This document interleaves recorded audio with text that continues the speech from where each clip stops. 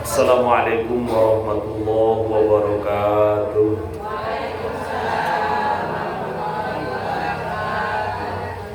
Bismillahirrahmanirrahim.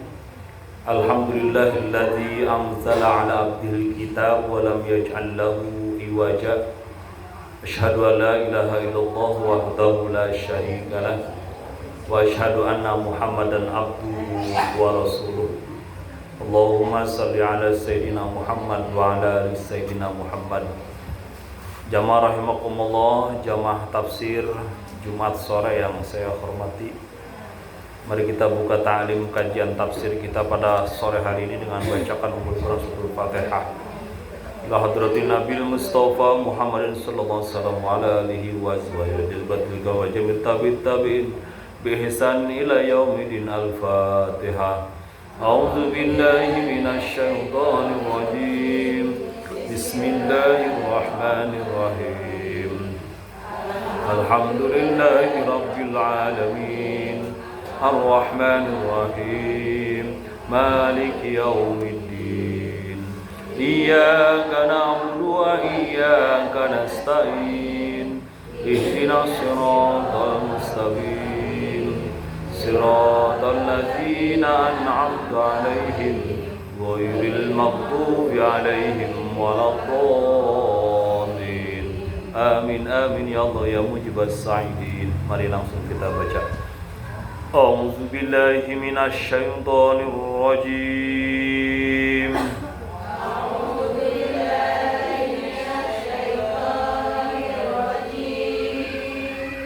Bismillahirrahmanirrahim.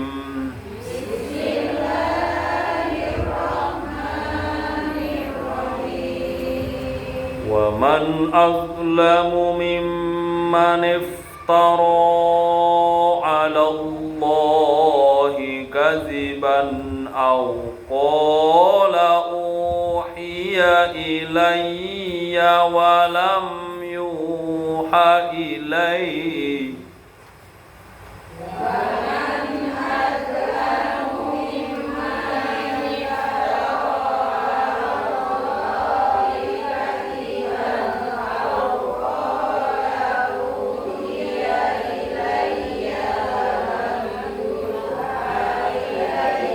ولم يوحى إليه شيء ومن قال سأنزل مثل ما أنزل الله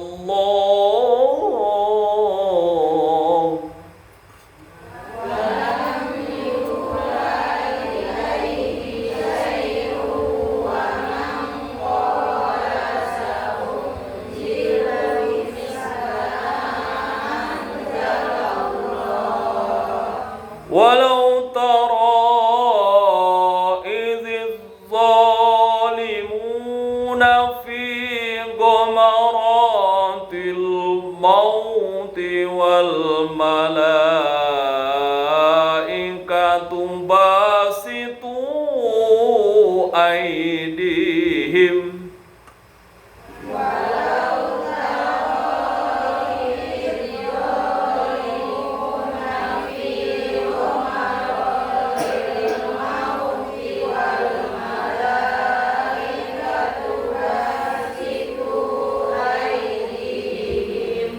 أخرجوا أنفسكم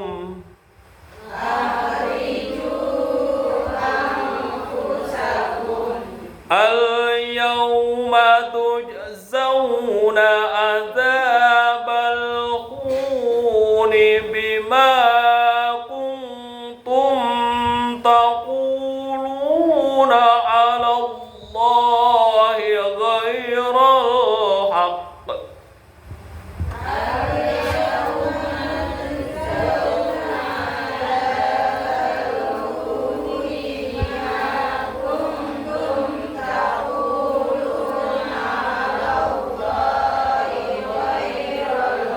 وكنتم عن آياته تستكبرون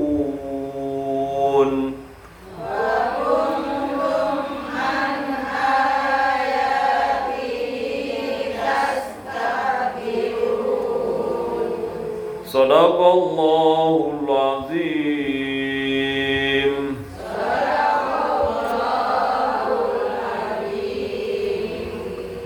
Ya, kita terjemahkan dulu, ikutin. Bismillahirrahmanirrahim.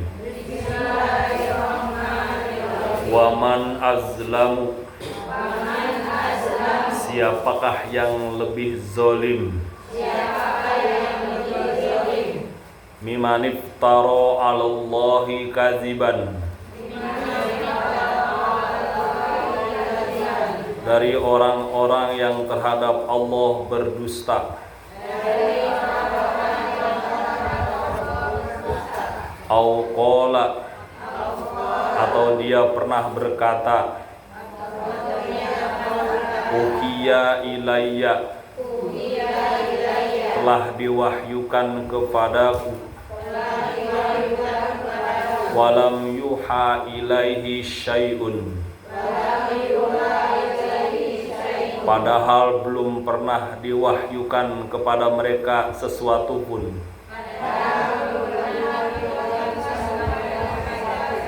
Waman qala, atau orang yang berkata, saunzilu, akan diturunkan, mislama anzalallahu, seperti yang Allah telah turunkan. Walau tara, jika seandainya kau melihat,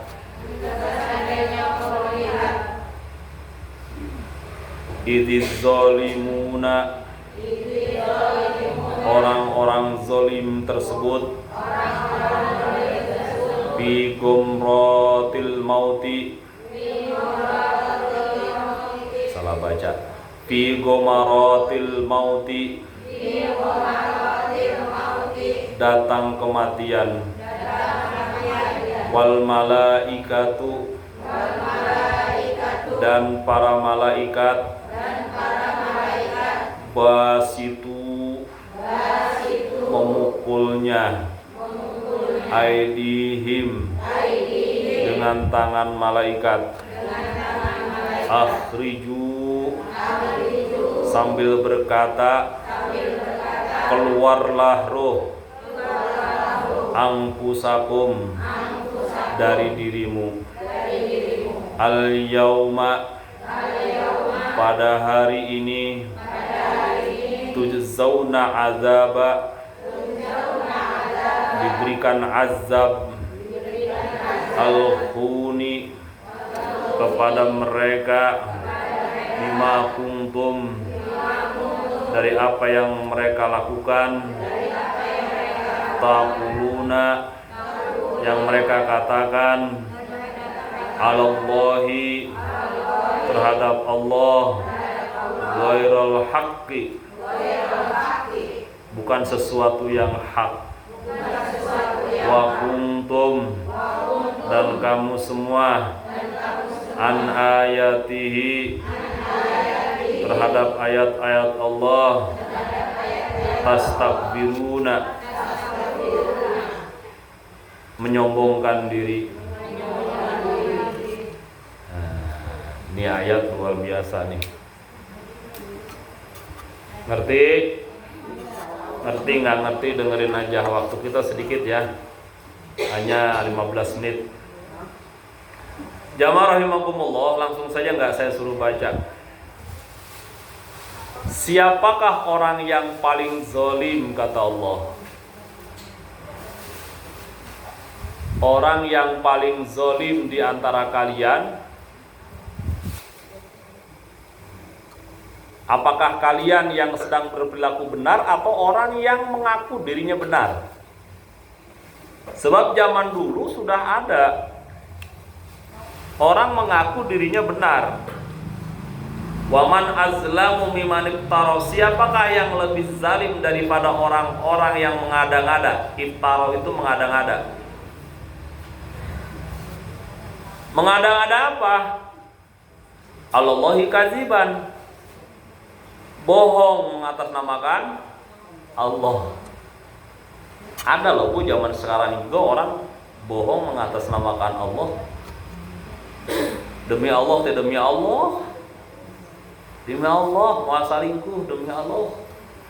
Ih, kon teka tinggali mah tetap balik deui. Ini mah lebih parah.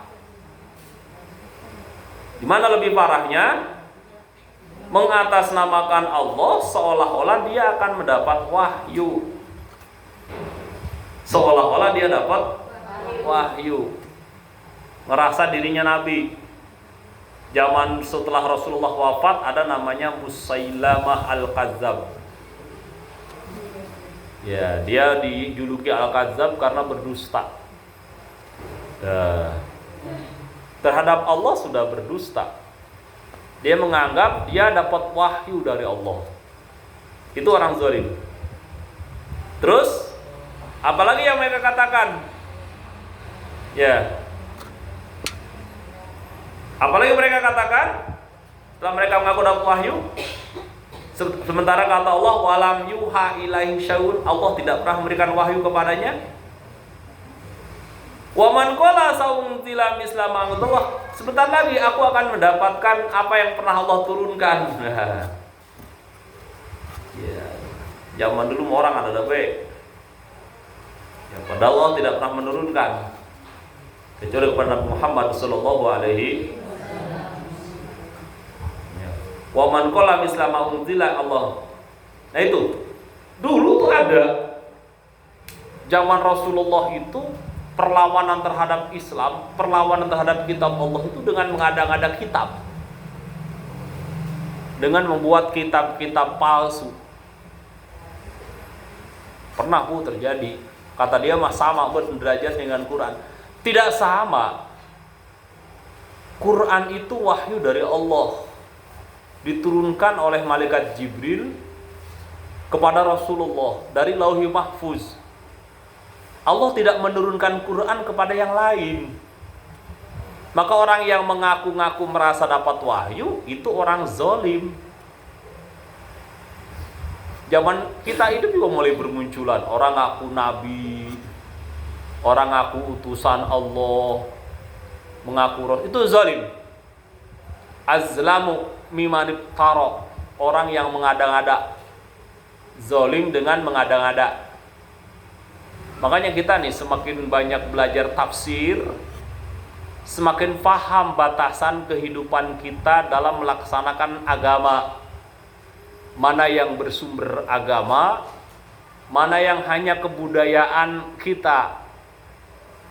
Nah, nanti kita padukan tuh. Kita mah ada orang Indonesia, paham istilah kearifan lokal. Kebudayaan yang tidak bertentangan dengan agama boleh kita pakai. Tapi kebudayaan yang bertentangan dengan kegiatan agama atau ketetapan agama, sedikit demi sedikit kita tinggalkan. Nah, harus bisa memahami itu di situ.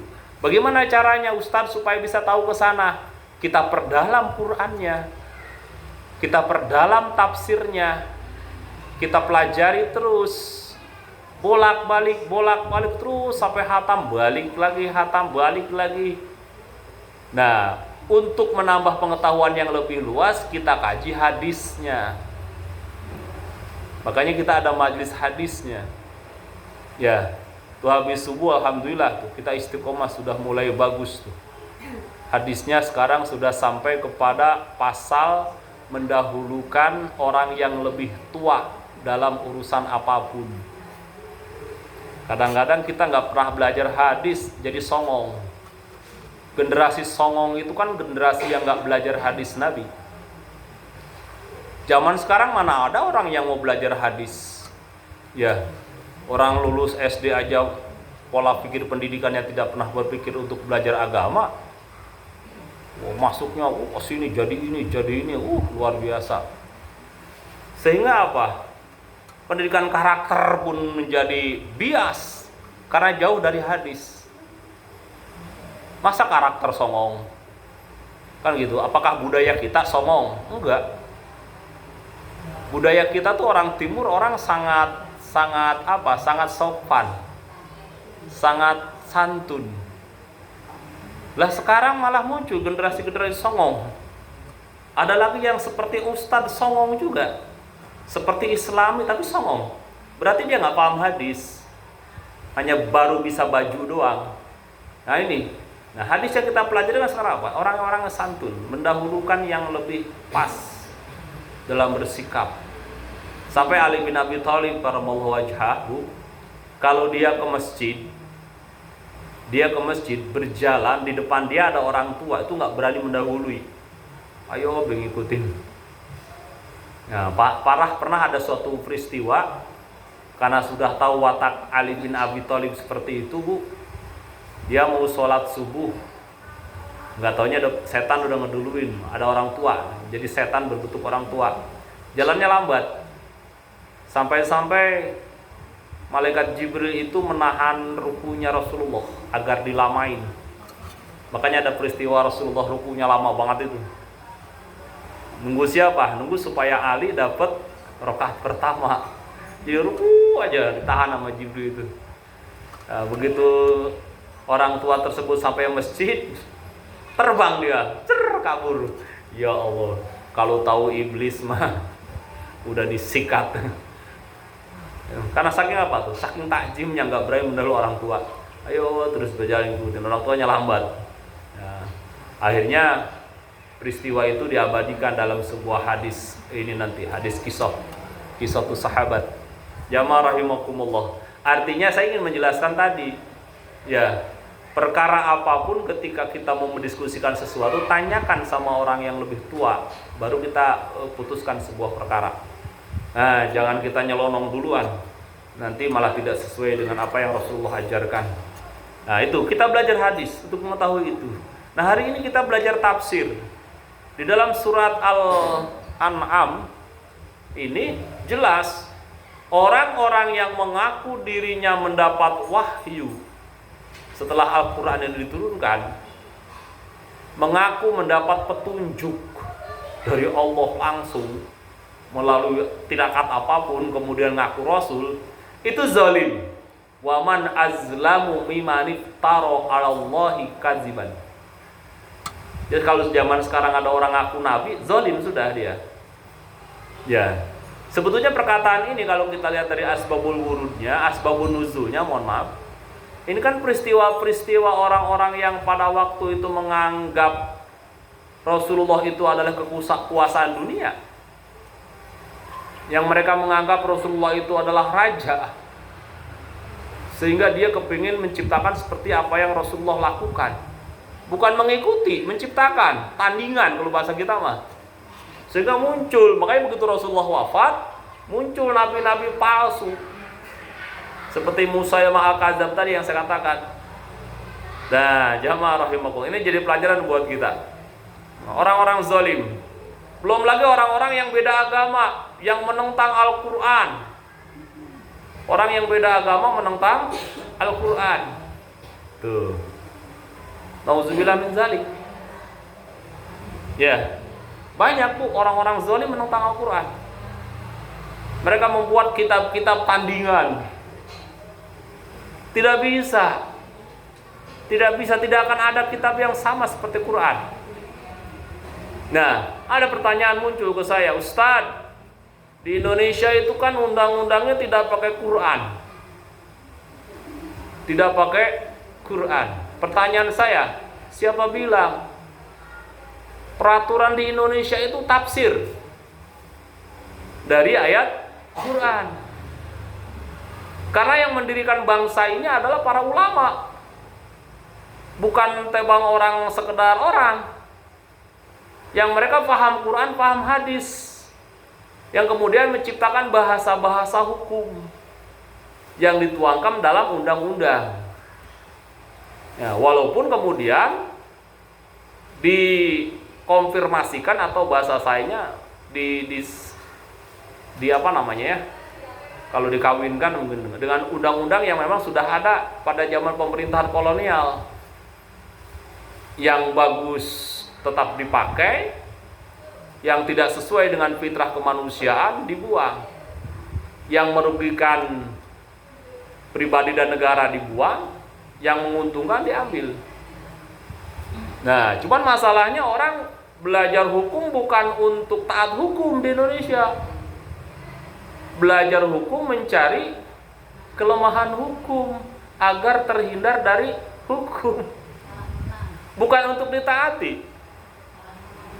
Kuliah sampai dapat gelar sarjana hukum. Untuk apa? Untuk mencari kelemahan sisi lemah hukum, sehingga dia bisa melakukan gerakan-gerakan yang seperti itu. Nauzubillah min zalik, nauzubillah, bukan berarti suudzon. Cuma saya melihat realitanya kayak begitu. Ya, sehingga ujung-ujungnya praduga tak bersalah. Tergantung tafsiran hukum. Ujung-ujungnya kayak itu dah. Jamaah rahimakumullah, untung tafsir. Kalau teks langsung yang dijolimi udah murtad udah. Untung tafsir. Ya. Nah, ini tafsir semua. Contohnya apa? Keadilan sosial. Itu perintah Allah. Ketuhanan yang Maha Esa, Qul huwallahu ahad, jelas. Permusyawaratan, wasawwirhum fil amri, kata Allah. Musyawarah dalam urusan apapun, jangan nyelonong sendiri. Kalau punya ide-ide jangan main terapin baik, musyawarah dulu. Perhatikan sisi baik, sisi buruknya. Tuh. Banyak, Bu. Nah, kalau itu kan tafsir, bukan menciptakan kitab baru. Nah, kalau yang dijelaskan Al-Quran ini, ada orang yang merasa dapat wahyu. Nunggu, padahal dia mikir, bikin karangan. Seperti yang saya katakan tadi, Musailamah Al-Kadzab tadi. Dia menyerupai Al-Quran, Bu. Karena dia merasa dapat wahyu, dia keluarkan sebuah kalimat yang dia hasil pikirkan. Di dalam Al-Quran itu ada surat namanya Al-Fil. Al-Fil. Gimana bunyinya? Alam tara kaifa fa'ala rabbuka bi ashabil fil. Dan seterusnya. Itu Al-Fil, peristiwa tahun gajah. Dia bikin, Bu. Aku juga punya katanya Al-Fil. Gimana bunyinya? Al-Fil. Wa ma adraka mal fil. Al-fil khurtumun tawilun wa uzunun wasi'un wa batnun kabir. Lah diketawain. Semua orang juga tahu apa artinya al-fil, gajah. Dia ikutin surat apa? Surat Al-Qari'ah. Wa ma adraka mal fil. Gajah.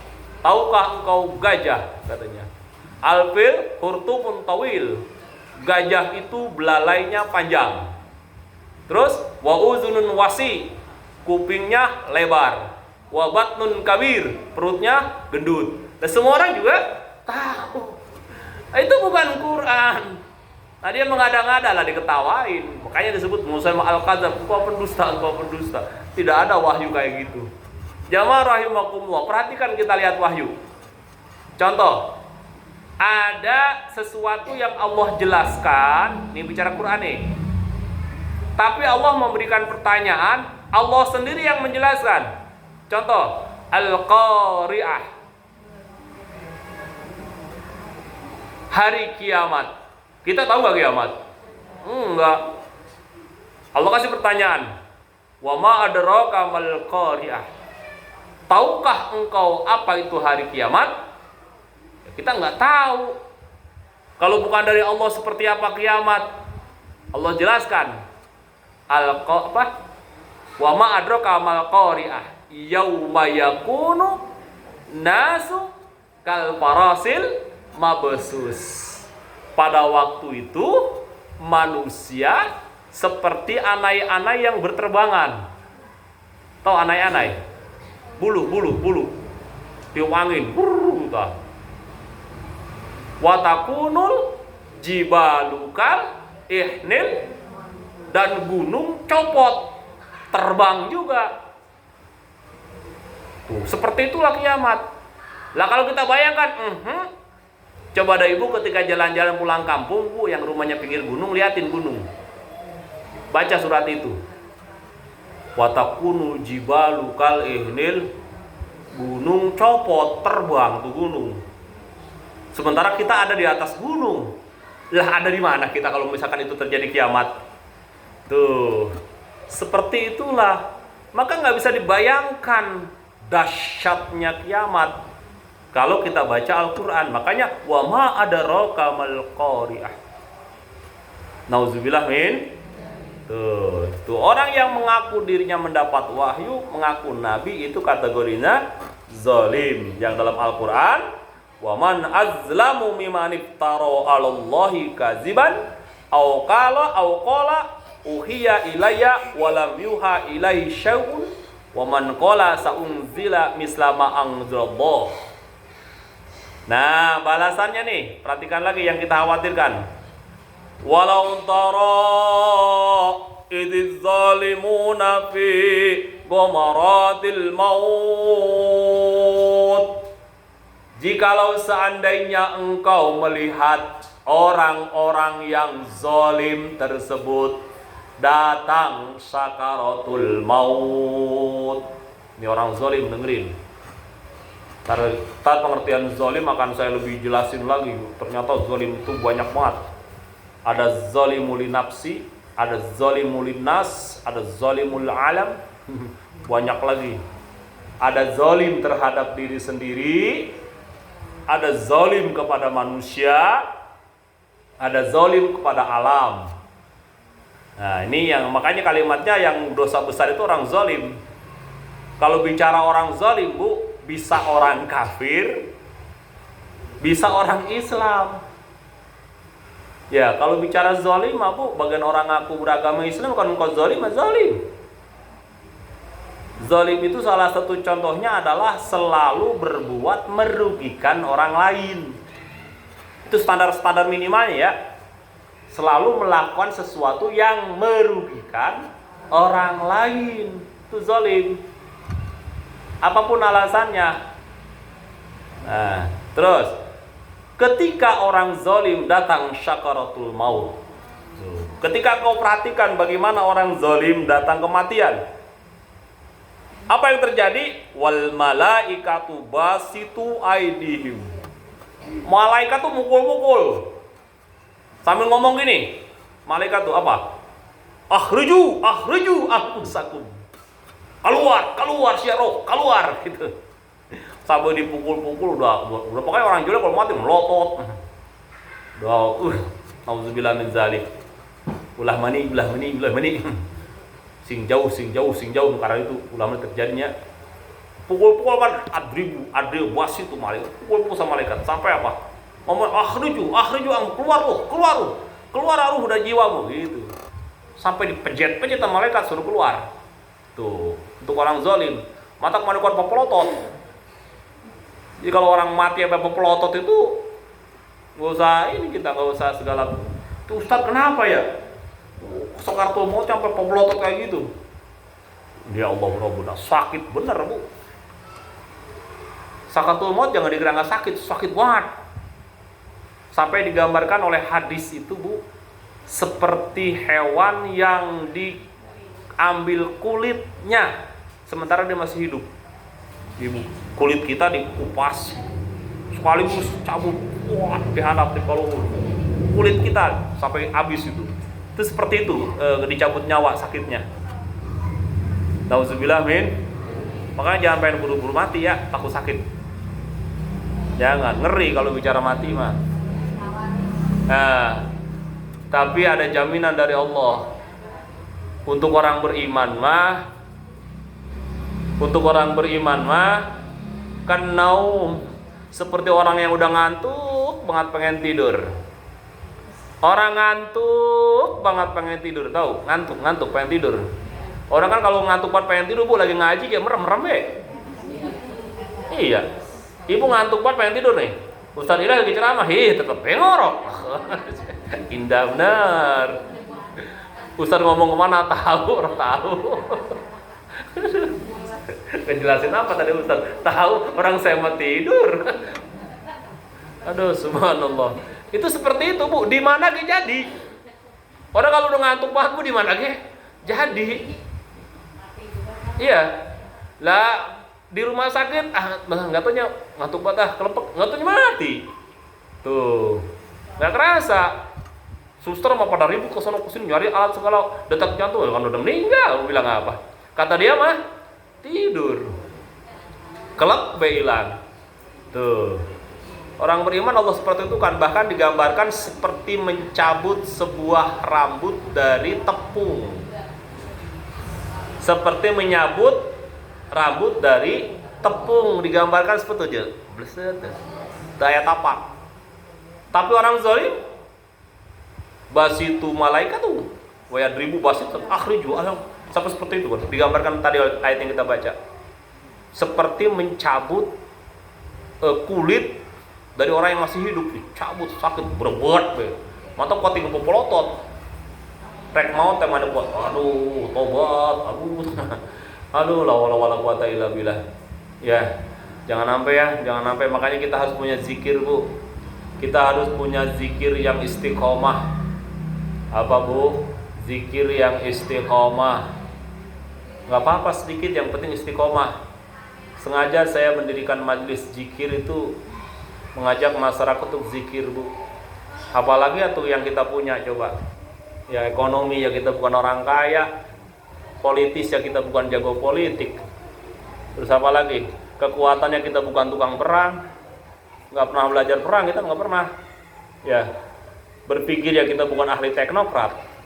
Kon segitu adanya kita mah. Kita hanya punya apa? Zikir.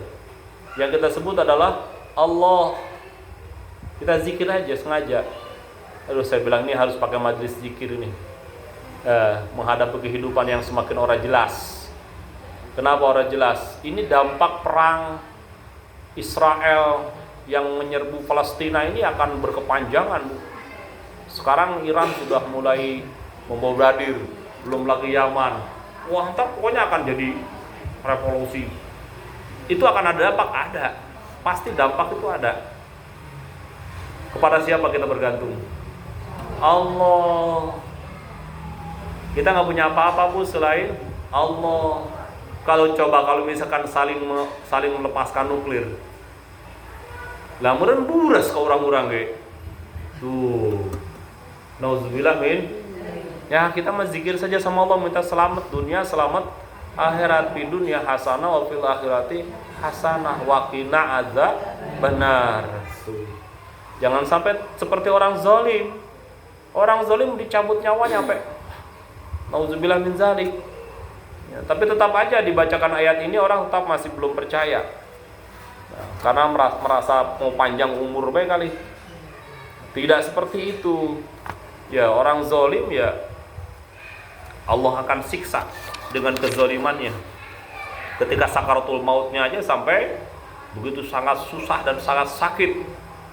Ya orang mau sakaratul maut yang dipinta makan, lapar. Lah orang mau cabut nyawa nanyain makan. Bapak, tulungan. Kalau tulungan, orang enak buat gue nih. Ngapa sih gue ini? Lah katanya ngapa? Udah tidur ngadep-ngalor udah susah, ngadep ngidul udah susah, ke depan rumah. Aduh, orang palungku ini. Pergi ke sono, pergi kemari. Malu. Ngapa sih badan? Padahal lagi sakaratul maut. Tasing eling pala bae eta mah. Kalau orang yang zikir makan hatinya tenang. Ala bi dzikrillahi tatma'innul qulub.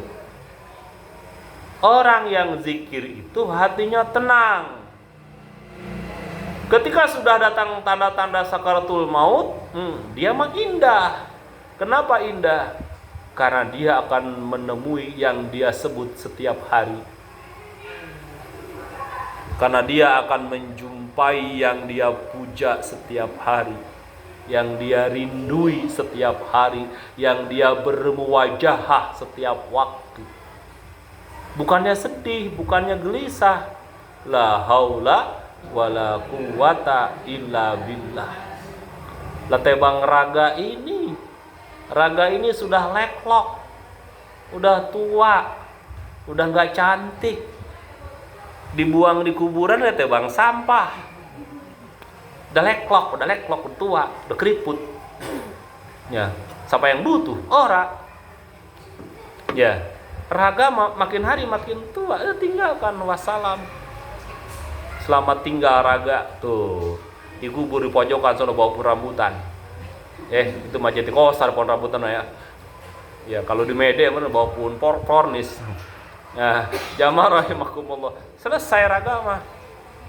Selamat tinggal raga, terima kasih kau telah menemaniku selama 78 tahun umpama. Yang 78 sudah seperti itu Bu. Ragama tinggalkan. Tinggal diri ini, jiwa ini, ruh ini, nafs ini kembali kepada Allah. Ya ayyatuhan nafsul mutmainnah irji'i ila rabbiki radiyatan mardiyah fadkhuli fi ibadi wadkhuli jannati. Wahai jiwa yang tenang. Sopo jiwa yang tenang? Sing zikir karo Allah. Siapa jiwa yang tenang? Orang yang berzikir kepada ala bidzikrillahi tatmainnal qulub. Yang tenang, yang zikir. Maka ketika sakaratul maut itu gak gelabakan kayak orang zolim yang Allah gambarkan dipukulin sama malaikat. Hei keluar kamu, ayo keluar. Udah kayak apa tahu orang, udah pelotot nyawa, mata. Ya, udah masya Allah. Karena dipukul malaikat, ayo keluar. Akhriju anfusakum, kata malaikat tuh. Keluar katanya. Nauzubillah min. Ya, dipukulin pakai apa? Bi'aidihim akhriju anfusakum. Al yauma tuzzauna azabal hun. Hari ini kata Allah. Hari ini al yauma kuberikan balasan tuzzauna azabal hun. Azab atas perilaku mereka. Hari ini kuperlihatkan azab kepada mereka. Dari mulai kematian sudah diazab. Ya, dari mulai kematian sudah diazab. Kenapa? Karena zalim. Ya. Bima kuntum taquluna 'alallahil haq. Karena mereka mengatakan sesuatu yang bukan hak pada Allah, tentang Allah. Mereka mengatakan sesuatu yang bukan itu terjadi pada Allah. Bukan hak mereka. Kenapa? Karena mereka mengaku merasa dapat wahyu. Wahyu itu hak Allah. Mau diberikan kepada siapa, itu terserah Allah. Mereka mengatakan sesuatu yang bukan hak. Merasa benar. Tuh, seperti itu mulai itu. Orang-orang Israel banyak yang kayak gitu. Makanya gambaran kezaliman dalam Al-Quran itu banyak dicontohkan atas perilaku orang-orang Israel. Islam aja diacak-acak Bu.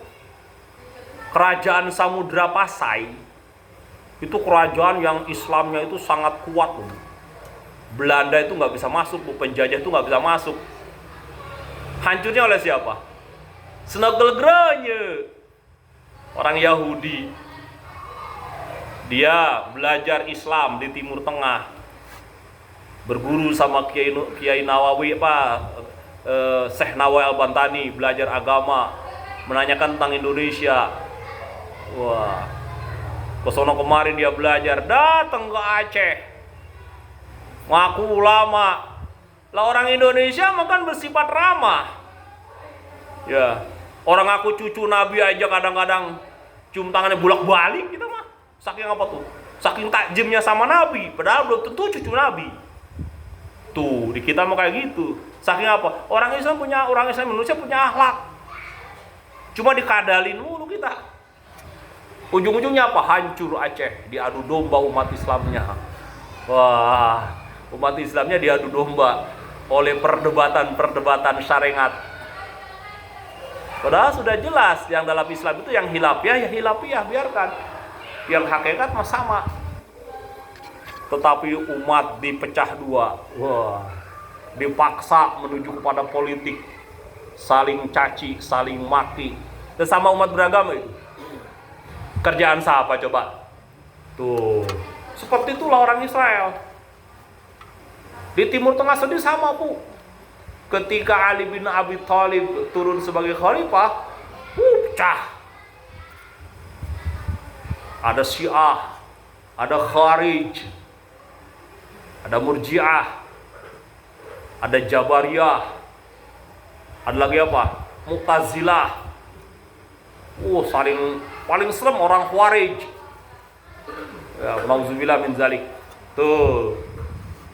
Siapa dalangnya? Itu tuh juga yang ingin menghancurkan Islam.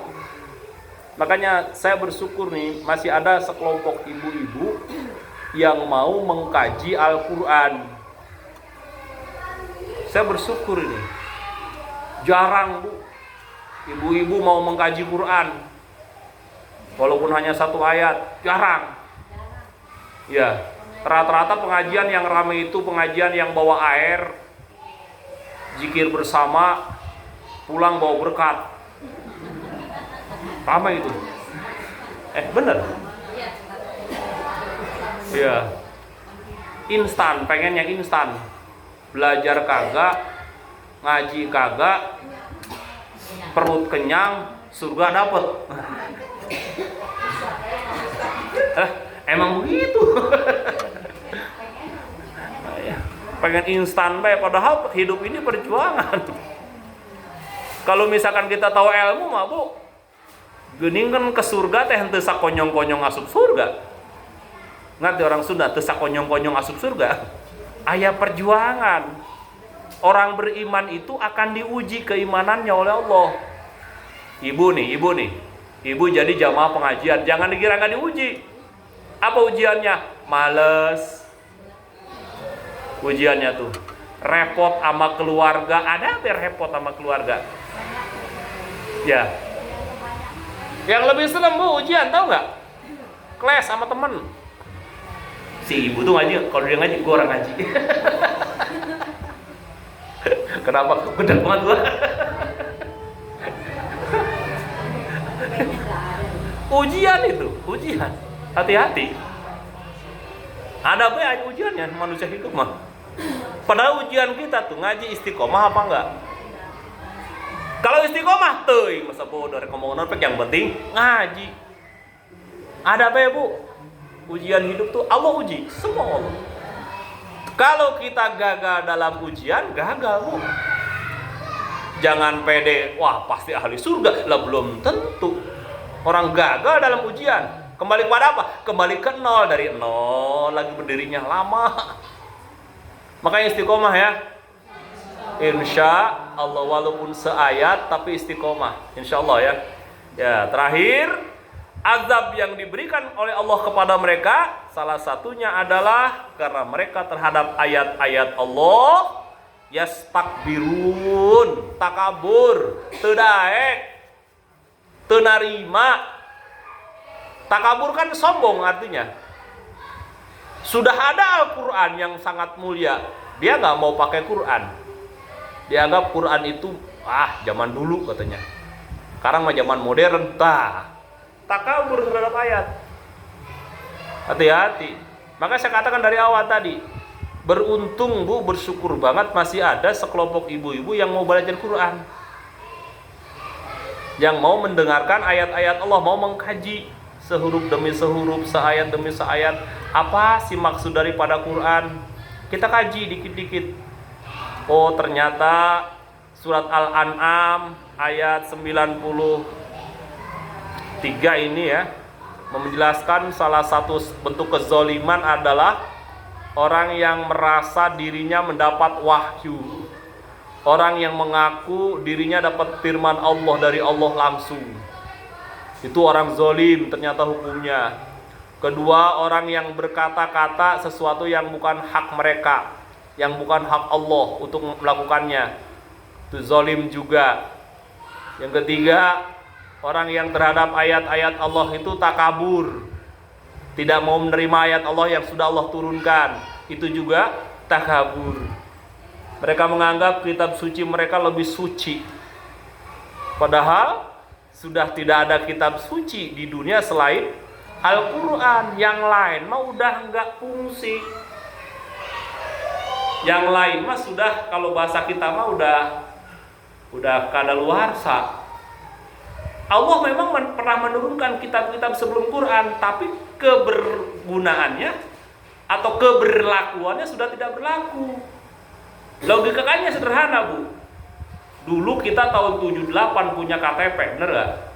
85 punya KTP, sekarang 2019 sampai sekarang punya lagi KTP. Yang KTP tahun 85 masih berlaku gak?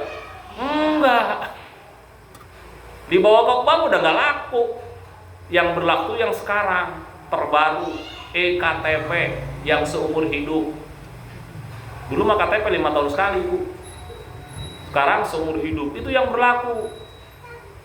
Ya, alhamdulillah. Ini kan salah satu gambaran. Ini gambaran kias sebetulnya. Dulu kita punya KTP ganti apa, KTP saya banyak banget tuh, walaupun saya mudaan gitu. Masih ada sih KTP yang tahun 95. Ayo terus kumpulin. Ada 10 kali. Ya, pas 2009, 2010 baru mulai KTP seumur hidup. Sekarang belum punya tuh. Alhamdulillah. Saya berharap SIM juga seumur hidup. Nah, sekarang paspor udah 10 tahun, Bu. Dulu 5 tahun ganti, sekarang 10 tahun. Mudah-mudahan tahun depan kali paspor seumur hidup. Saya kalau paspor seumur hidup resep saya. Ya. Habis mahal. Jangan rahimakumullah. Ya intinya seperti itulah. Allah pernah menurunkan kitab-kitab terdahulu, itu udah gak laku. Yang terakhir adalah Al-Quran, dan Allah tidak akan menurunkan kitab lagi setelah Al-Quran. Kalau ada yang ngaku-ngaku diturunkan dapat kitab lagi, berarti dia kategori zalim. Na'udzubillah min zalim. Wallahu a'lam bishawab. Kalau ada yang mau tanyakan sebelum saya tutup dengan doa.